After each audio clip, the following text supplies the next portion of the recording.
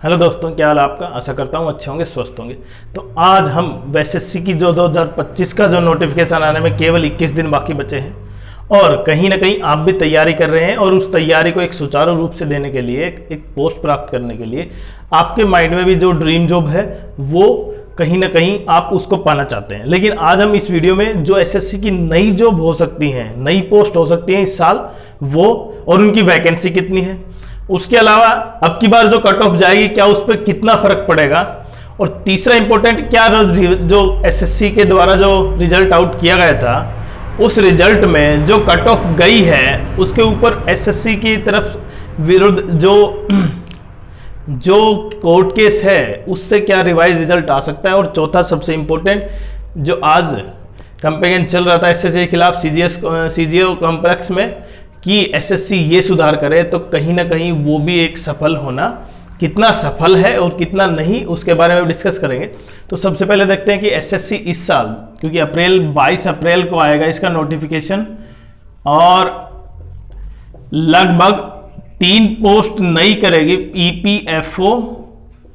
और ईपीएफओ देखो, इससे पहले जब गजेटेड पोस्ट की बात करता हूं तो मैं प्रोविडेंट फंड कमिश्नर की रिक्रूटमेंट करता है यूपीएससी।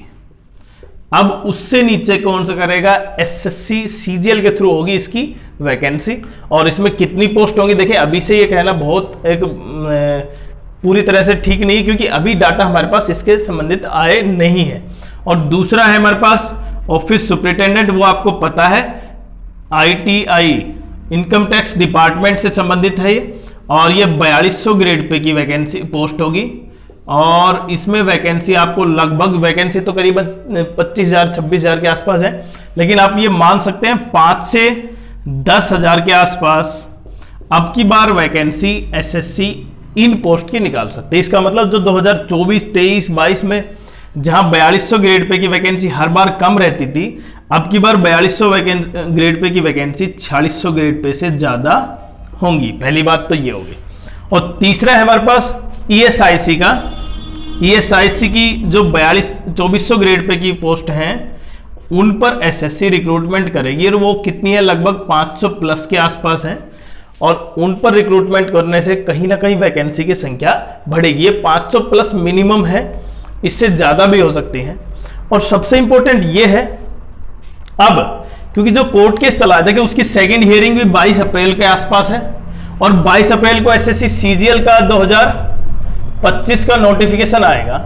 तो जो बच्चे जिनका सिलेक्शन हुआ है 2024 में, वो भी कहीं ना कहीं डरे हुए हैं, इतने सहमे हुए हैं कि कहीं रिजल्ट कैंसिल ना हो जाए। और वो बच्चे जिनके रिजल्ट की वजह से बाहर हुए हैं, वो चाहते हैं रिवाइज रिजल्ट हो। और इन दोनों की कसमसस में कहीं ना कहीं वो 2025 का फॉर्म फिल करेंगे। और 2024 में भी 2022, 2023 और 2024 आप मिनिमम मान सकते हैं कि इन 3 सालों में जिनका सिलेक्शन हुआ है वो रिपीटर्स हैं, वो जरूर फॉर्म फिल करेंगे। और इसलिए एसएससी जो सुधार करेगी, अब ये बात, अब सुधार पे आते हैं हम, क्योंकि जिस तरह कैंपेन चल रहा है एसएससी मानो उन सभी सुधारों को लागू कर देती है, जिसमें waiting list, post preference form बाद में आना, फाइनल आंसर की पहले आना, एक शिफ्ट में एग्जाम होना मेंस के, वो सब सारी चीज वो आपको पता है। अगर उन्होंने सारी चीज लागू कर भी दी, सारे सुधार कर दिए, तो कट ऑफ अब की बार भी कम नहीं होगी। इसका सबसे बड़ा कारण क्या है कि जो बच्चे इन 3 सालों में शिफ्ट हुए, जैसे देखिए आप 2022 में लगभग 36,000 के आसपास वैकेंसी थी, और उनमें से लगभग 18,000 वैकेंसी कौन सी थी, पोस्टल असिस्टेंट और सॉर्टिंग असिस्टेंट। और उन बच्चों का जिनका पोस्टल असिस्टेंट, सॉर्टिंग असिस्टेंट और लगातार कहीं ना कहीं अब भी पढ़ रहे हैं, और इसलिए वो चाहते हैं कि उनकी पोस्ट कहीं ना, जिस पोस्ट पर उनका सिलेक्शन है वो कहीं ना कहीं अप हो जाए। अब 2025 में वो, क्योंकि कोर्ट केस है इसलिए रिवाइज रिजल्ट हो सकता है, क्योंकि अभी उसकी सेकेंड ईयर 22 अप्रैल को है, एसएससी को सम्मन भेजा गया है माननीय कोर्ट के द्वारा। और उसके बाद अगर इसका रिजल्ट को रिवाइज किया जाता है या कुछ और कारणों से रद्द कर दिया जाता है, तो एसएससी को भी वो रिजल्ट रद्द मानना पड़ेगा। तो इसलिए वो डर कहीं ना कहीं 2025 में, इसलिए वो भी फॉर्म फिल करेंगे। और क्योंकि 22 अप्रैल से नोटिफिकेशन है तो इसका मतलब 22 अप्रैल से फॉर्म फिल हो जाएगा। मेंस इसका प्री एग्जाम कहीं ना कहीं 1.5-2 महीने बाद होगा, जून जुलाई में, और तब तक उनकी ज्वाइनिंग हो सकता है हो भी जाए, नहीं भी, लेकिन उनका प्री एग्जाम की कहीं ना कहीं तैयारी वो की वो रहेगी और वो एग्जाम जरूर देंगे। तो आप ये मान सकते हैं कि 2025 में जो कट ऑफ रहेगी वो नॉर्मल नहीं होगी, जो जिस तरह 2024 की कट ऑफ थी अप गई थी वो भी 2025 में भी अप जाएगी। और इसका सीधा सा प्रभाव किसका सबसे बड़ा कारण है, कहीं ना कहीं रिपीटर्स है, लेकिन उन बच्चों का प्रभाव बहुत कम रहेगा जो लगातार प्री में एग्जाम में पास नहीं हुए 2022, 23, 24 में, इस तरह से। लेकिन सबसे ज्यादा प्रभाव किसका रहेगा, जिन्होंने एक बार सिलेक्ट हुआ है, क्योंकि उनको पता है कि पेपर को कैसे सॉल्व करना है।